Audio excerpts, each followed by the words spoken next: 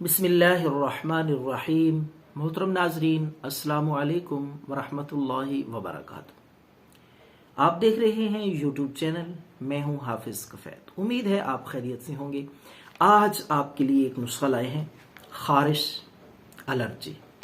खून में गर्मी हो, फासद मादे हों या खारिश एलर्जी, फोड़े फिंसियों के जरासीम हो, खून को साफ और शफाफ कर देगा। यह नुस्खा सादा सा बेजरा नुस्खा है, मायारी और आसान भी है।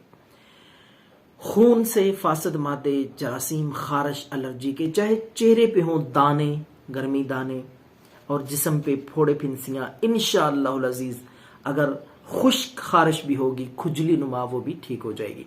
ये नुस्खा जरूर ट्राई करें। तो आपने नीम के पत्ते, नीम एक दरख्त होता है, उसके पत्ते आपने 30 ग्राम लेने हैं। और सौफ यह हर घर में मौजूद होती है, सादा सी कुदरती नेचुरल चीज है, ये भी 30 ग्राम। गुलाब के फूल की पत्तियां आपने लेनी है। ये पिंसार स्टोर से सारी चीजें बआसानी आपको मिल जाएंगी। गुलाब की पत्तियां भी 30 ग्राम। इसी तरह दाना इलायची, सब्ज इलायची खुर्द भी जिसको कहते हैं, छोटी इलायची, उसके दाने आपने 10 ग्राम।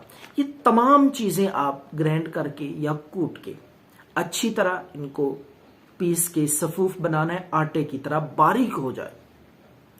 जितना ज्यादा बारीक करेंगे इंशाल्लाह उसकी अफादियत ज्यादा होगी।